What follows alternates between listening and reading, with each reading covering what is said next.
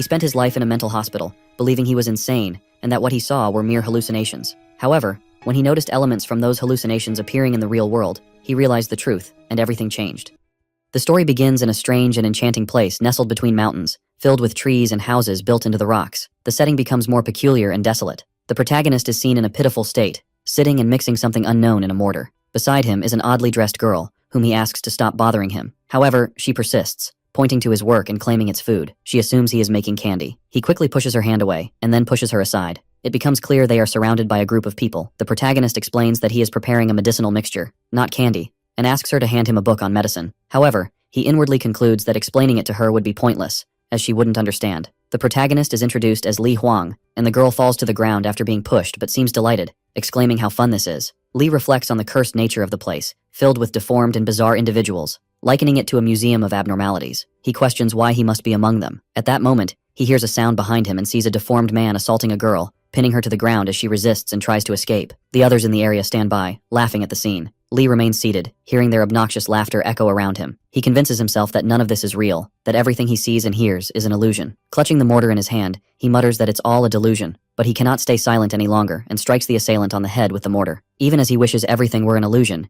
he forces the man away from the girl. Li decides that it doesn't matter whether this is real or not. He stands to protect her. The man, now furious, screams at Li, claiming he has ruined his life. He warns Li that their leader will kill him once he learns of this incident. Li dismisses the threat, stating that he doesn't fear the leader. The man is shocked by Li's audacity to insult their leader. At that moment, the crowd falls silent, all eyes turning in one direction. Someone approaches, a man who stands out by looking more composed than the rest. He addresses the injured man, asking if he's finished screaming. He then instructs Li and a girl named Wang to follow him, explaining that the leader wants to see them. The strange girl who had fallen earlier stands up, laughing joyfully, while Li appears indifferent. The injured man, however, grins, believing Li's time has come to an end. Yet Li remains unfazed, even as the girl he saved grabs his clothes, begging him not to go. Li brushes her hand off and walks away with Wang and the messenger. Wang asks if there will be candy. The three enter a lit tunnel. The girl Li saved watches them leave, looking distressed and frightened. As they traverse the tunnel, they arrive at another location between the mountains. Li reflects on his actions, wondering why he intervened and put himself in this position. Admitting it goes against his usual character to be influenced by his surroundings. Wang interrupts his thoughts by tapping his hand repeatedly. He continues to try calming himself, following the man leading them, but Wang persists, tapping his hand again. Li grabs her hand, asking what exactly she's doing. Wang extends her hand to Li, holding something that looks extremely disgusting. She smiles and asks him to eat the sweets in her hand, telling him to take it from her. Li doesn't reply, but he takes it from her hand reluctantly, feeling a sense of disgust. Wang, however, is happy and tells him that the leader is a kind man, and that if he obeys, he will get to eat plenty of sweets. They reach a place where many fiery sparks are flying in the air. As they get closer, they see a large fire and a passage leading to the area they are about to enter. They step inside, finding a place resembling a large cave within the mountain, where a figure is sitting ahead of them. When Wang enters, she calls out to the leader. The leader is sitting with his back turned to them and calls Li and Wang his dear disciples, asking them to come closer. He then looks at them and says he has been waiting for them for a long time. Suddenly he flies into the air and spins around. He then lands right in the middle of them. Li is taken aback by his sudden movement. The leader then grabs Wang by her neck and pushes her. As a result, Wang falls towards the large fire in front of them. The leader keeps laughing in an eerie manner, his deformed face contorted. He moves closer and looks down at her. Strangely, she seems happy and sees everything around her as candy. She says that the leader is very kind. The leader then orders the furnace to be activated for purifying the elixir,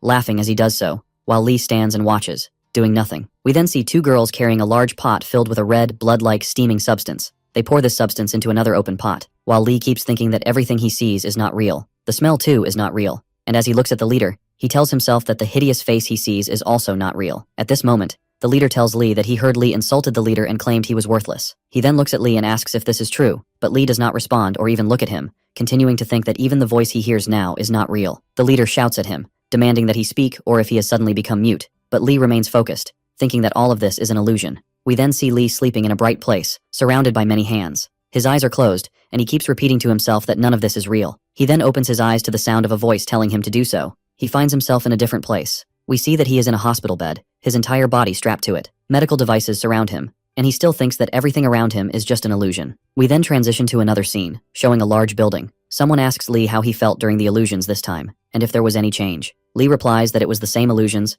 and that he did the same things. But he is now sitting with a doctor in the hospital, not strapped down as he saw at first. The doctor asks, "But what?" Li answers that the little girl Wang, whom he mentioned earlier, was exploited by the leader with the hideous face this time. He threw her into the furnace before his eyes and activated it. The doctor seems to be taking notes on Li's words. He then asks Lee about the meaning of the hallucinations and colors he sees, and how they affect his mental and spiritual state. But the doctor stands up and tells him not to worry about these matters. Lee looks at him, and the doctor tells him that all he needs now is to focus on stabilizing his mental state and the nature of each illusion he experiences. The doctor continues, saying that since Lee has started to discern the difference between illusion and reality, he will know that everything he sees there isn't real, and that he shouldn't let himself be carried away by these illusions anymore. Lee sits on the bed, contemplating the doctor's words. Before leaving the room, the doctor tells him that whenever he sees these hallucinations, he must behave logically in the place where he finds himself. Only by doing so will he be able to leave the hospital soon. As the doctor leaves the room, a girl enters, laughing, and tells Lee that she heard the doctor's conversation. Lee looks at her, seemingly surprised by her presence, and doesn't reply. She continues, telling him that he should listen to his doctor's advice. We learn that her name is Yang, and that she has been Lee's friend since childhood. Lee shows happiness upon seeing her. She comes in and sits on the chair beside him. Looking at Lee, seeing him smile, she tells him he looks terrible when he smiles like that, and Lee laughs at her comment. She opens her bag and tells him to stop laughing and to look at what she brought him. She takes out some study materials, which she brought for Lee so he can prepare for the upcoming exam. Lee says to her with disappointment that they used to play together as children, and now she has come to take revenge on him like this. Yang laughs, hits him with the book, and tells him that, of course not. Then, she hands him a phone and asks him to take it. When he tries to take it from her, she pulls her hand back and asks him to first call her the big sister, and then she will give it to him. He leans in and calls her the big sister. He takes the phone, telling her that she really is the best sister. Holding the phone, he seems very happy, and tells her she can't imagine how boring it is to stay in a mental hospital. He then says that even if he wasn't crazy, he would become insane in a place like this. Yang tells him to stop joking around and to focus on his studies a bit. Lee remains focused on the phone, but Yang continues, reminding him not to forget the promise he made to her. At this point, Lee puts the phone down and tells her that he remembers well. He then leans closer to her, saying they had agreed to attend the same university together. Suddenly he hugs her. He then says that his condition will improve soon. She also hugs him back, asking him to get better quickly and promising that she will keep waiting for him. Yang then stands up, and Lee tells her that it's getting late, and that he will escort her to the hospital gate so she can leave, and she agrees. Lee gets up to accompany her, but at that moment, he feels something strange. He puts his hand on his head, feeling pain. Suddenly he sees the mortar that he had used to mix the remedy during his illusion on the table beside him. He is terrified upon seeing it there. He stands still, thinking that something is wrong, and Yang panics, asking him if he is all right. Lee thinks that he has been following all of the doctor's instructions, so why has this happened? But then he laughs, telling Yang he was joking, and asks if she got scared for him. Yang is annoyed, telling him he is acting like a little kid. She leaves, and he tries to stop her. He glances back at the table, wondering if he saw it wrong. Then, he runs after Yang, leaving the room, heading downstairs while calling after her, asking her not to be angry with him. He approaches her, telling her that he was only joking to make her happy. He sees the patients around him, looking strange, standing there laughing at him. He continues trying to apologize, noticing that she is genuinely ignoring him. He moves closer to her. She turns around, poking his cheek with her finger. She tells him she will visit next week and that he must take care of himself here. He looks at her, happy, and promises her that he will. Yang leaves,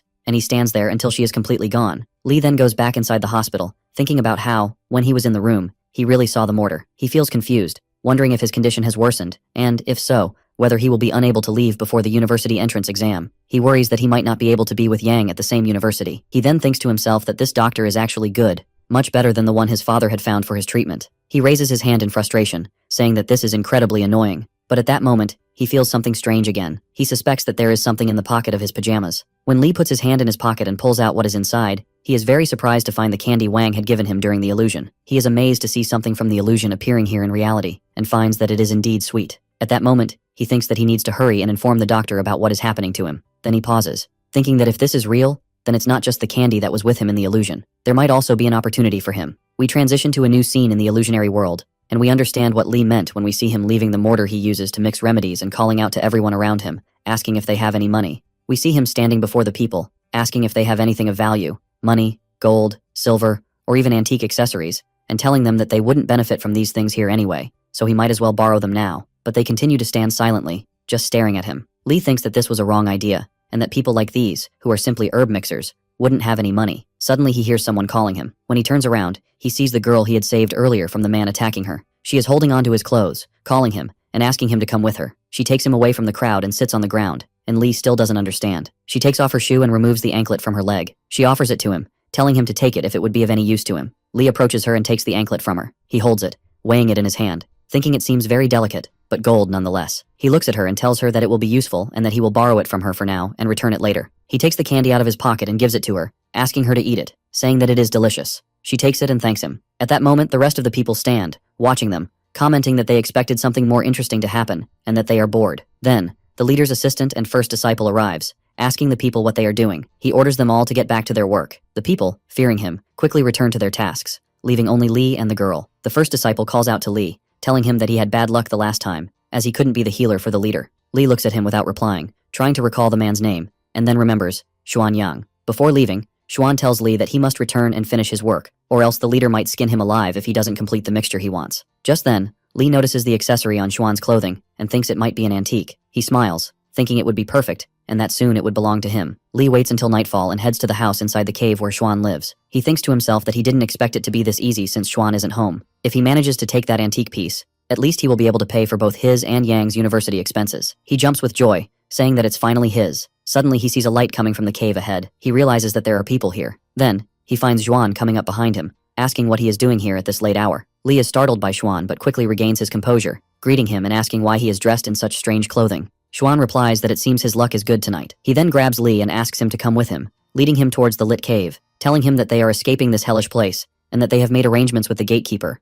Everything is ready. Li asks if this is his plan, to escape from here. At that moment, Xuan grips him tightly, telling him that if he doesn't want to come with them, then he can stay here to die. He adds that they cannot leave him alive to inform the deformed-faced leader about them. Li thinks that this turn of events will ruin everything for him, but Li then thinks that he can always back out. He closes his eyes, thinking about what mere hallucinations in his mind could do to him. He returns to reality in the hospital, opens his eyes, and finds himself, as expected, tied to the bed just like before. He realizes that in his current state, he cannot confirm whether the anklet and the accessory are with him or not. He decides that he needs to wait a little to see what happens there later. We then see Li returning once more to the illusionary world. He finds that the spot on the stairs where he had been is now empty. There is no one there. He stands and thinks to himself that he is here only in his illusions, and there is nothing that can harm him. He then returns to his place among the people. After that, we see one of the leader's workers coming in a hurry, waking everyone up. She tells them that the leader has ordered everyone to head to Huan Hall. The people begin getting up quickly, asking each other what happened, though no one knows, but they decide to go quickly to avoid punishment for being late. Li, however, is the only one who remains calm, knowing that nothing here can harm him. The people arrive and gather at the place they were instructed to, near Huan Hall. We see the leader asking if everyone is present. Li stands among them, wondering what the old man plans to do now. The leader speaks, telling them that last night, some of them attempted to escape during the third watch, and that 2 of his closest disciples were among them. We see that those who tried to escape have been captured and are all tied up on the ground behind him. He says that they have saddened him with their betrayal. He continues, saying that the rules of their sect are clear. Those who perform their duties diligently are rewarded, and those who make mistakes are punished. And therefore, before he can announce his sentence, Xuan tries to speak. Li looks at him, thinking that they were caught and couldn't escape, and that they are pathetic. At that moment, the leader already carries out the punishment, moving those tied up with a strange force. He orders something to be opened. We see a large well, and the leader uses his power to lower them into it as they scream in fear. Li stands there, thinking again, telling himself that everything happening is just an illusion, and that he is the one who created all these illusions in his mind. He remains still, telling himself there is no reason to fear anything. But at that point, something of the strange force that the leader uses to move the traitors approaches him. Li feels a sense of unease. He cannot figure out what this thing is,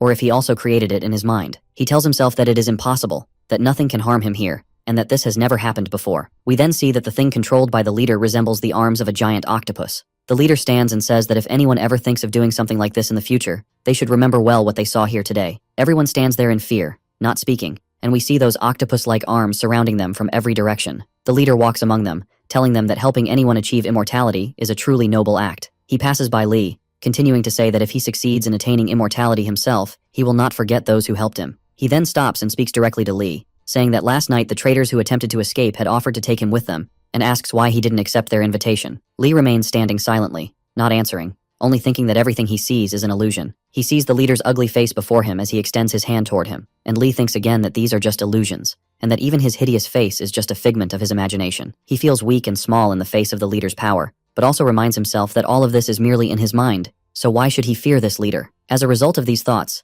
Li remains standing firmly in front of the leader. The leader sees Li's steadiness as a sign of his strength. While walking, the leader tells Li that he sees great potential in him, and that from now on, he is his disciple, and also in charge of the resource room. Li thinks that now he has become the leader's disciple, and also in charge of the resources, which means he has been promoted and is in a better position here. But then he thinks again that it isn't really like that. Rather, it's because this disfigured leader no longer has enough people to help him after the deaths of many who worked for him. The leader then tells Li that he will also give him a new name as his disciple, and that from now on, he will be called Disciple Xuanyang. When Li hears this new name, he thinks that Disciple Xuanyang has just died, and now he has become the new Xuan. He then hears the leader telling him to take something, throwing a small pouch into his hand. Lee asks what it is. The leader replies that these are 5 pills that he made himself. He says that swallowing just one will not only extend his life by 10 years, but also grant him temporary power to protect himself. The leader then tells the people around them that they can see for themselves that those who help him are rewarded, and those who oppose him meet their end in death. The rewards he gives to his followers are not ordinary. But at that moment, Lee looks at the pills and remembers the place where pills are refined, and Wang, the girl whom the leader threw there,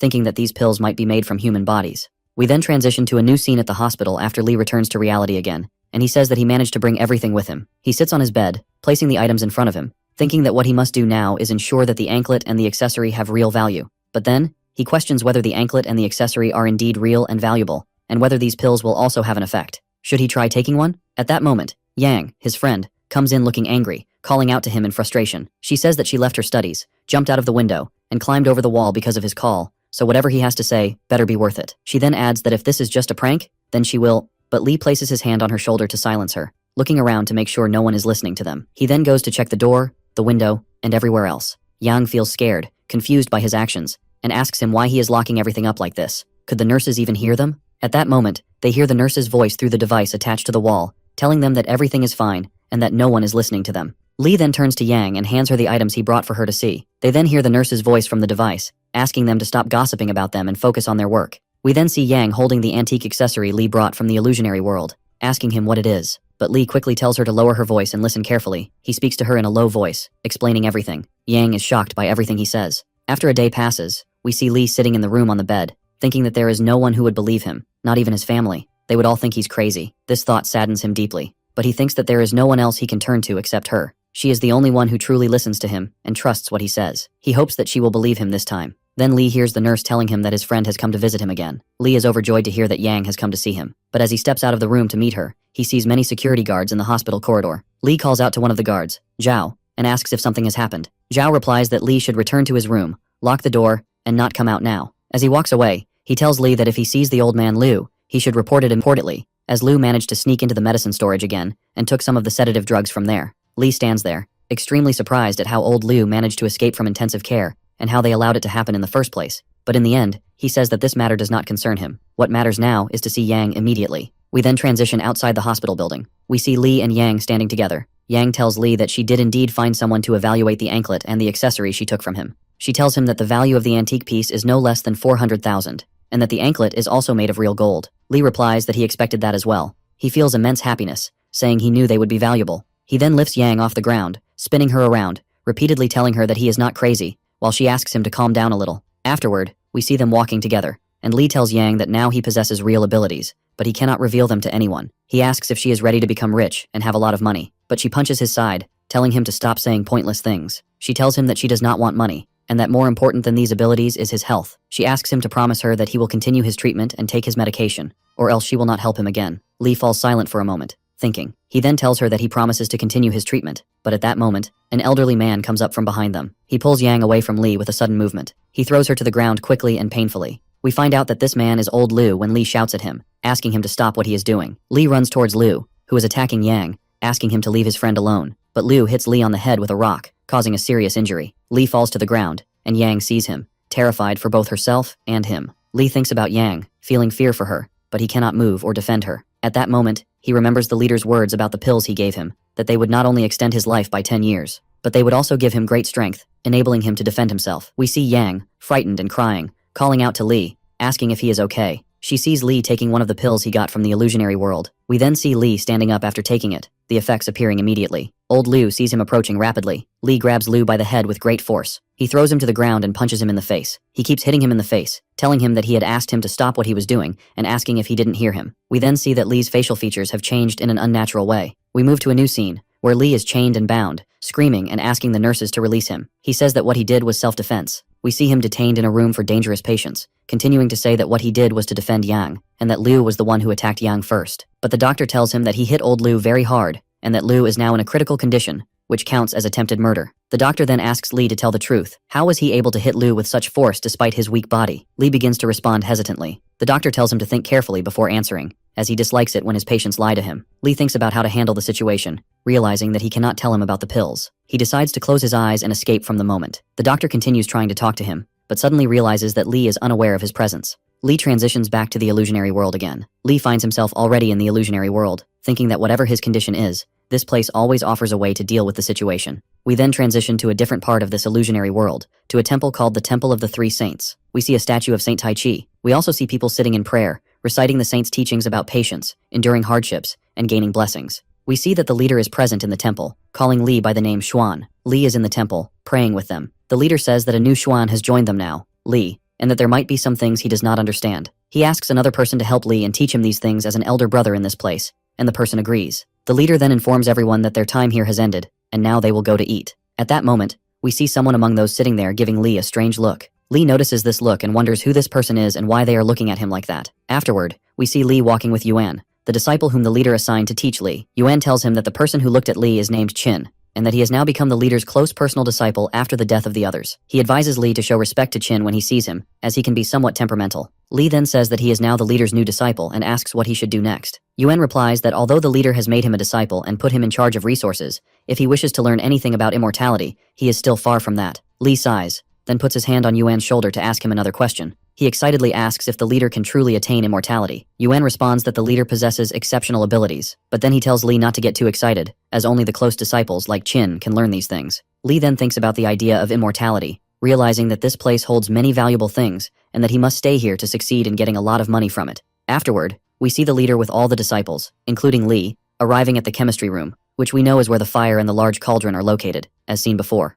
The leader stands there, very pleased. They approach the large cauldron, and we see him opening it, revealing an intense light. The light spreads around them like stars in the sky. Inside the cauldron is a large pill, similar to the pills the leader had given Lee, but then we see something else, a green substance, emerging, producing a strange material. The leader feels great joy, moving towards it quickly, saying that this is not bad at all. Lee then thinks that he was thinking too narrowly when he thought of saving himself by simply gaining money from this place. He realizes that if he could bring this power to the real world, it would be a truly great thing, and that this would be, but his thoughts are interrupted by the leader calling out to him, holding the green item in his hand. Lee responds, asking if he has an order for him, while also thinking about how much things have changed for him here, and how he now needs to think about how to handle these situations so he can learn all these powers from the old leader. The leader speaks to Lee, telling him that he is now in charge of resources, which is why he asks him to go and bring the resource named Meow. Of course, Lee listens to his words and salutes him, but he feels confused because Meow is the girl he had helped before, the one who gave him her golden anklet. He remembers what happened to Wang and fears that the same might happen to Meow, that she could be thrown into the fire like Wang. At that moment, the leader shouts at Lee, asking if he cannot hear him. Lee realizes that he has no other option but to return to the real world. He decides to close his eyes and actually returns to reality, with the leader still calling out to him. Next, we see the doctor and Lee's mother calling out to him at the hospital, after he has indeed returned to the real world. Lee opens his eyes, surprised to find himself in the hospital now. His mother is worried about him because she sees his head bandaged, wanting to make sure he isn't feeling any pain. Lee reassures her that he feels no pain at all, but his mother looks distressed seeing him like this. She tells him that his body has become extremely thin, blaming the hospital food, which isn't nourishing him properly. His mother tells Lee that she brought him the type of grapes he likes, and she asks him to open his mouth so she can feed him, as she has to do this since he's tied to the bed again after hitting old Liu. She puts the grapes in his mouth, but Lee tells her that she doesn't have to do all this. All he wants is for her to stay with him for a while, and that's all. His mother tells him that it's good he woke up now because if he hadn't, the doctor would have taken her to meet old Liu's family, whom Lee had struck. At that moment, the doctor tells Lee's mother that old Liu's family is already at the hospital and waiting for her now. The mother says she knows that but wants to say something to her son before they go to meet them. Lee tells her that he was defending himself, and that old Liu was the one who attacked Yang first. She opens the box of grapes she brought in her bag, telling him that she knows what happened and that the doctor has informed her about everything that took place that day. She then reassures him,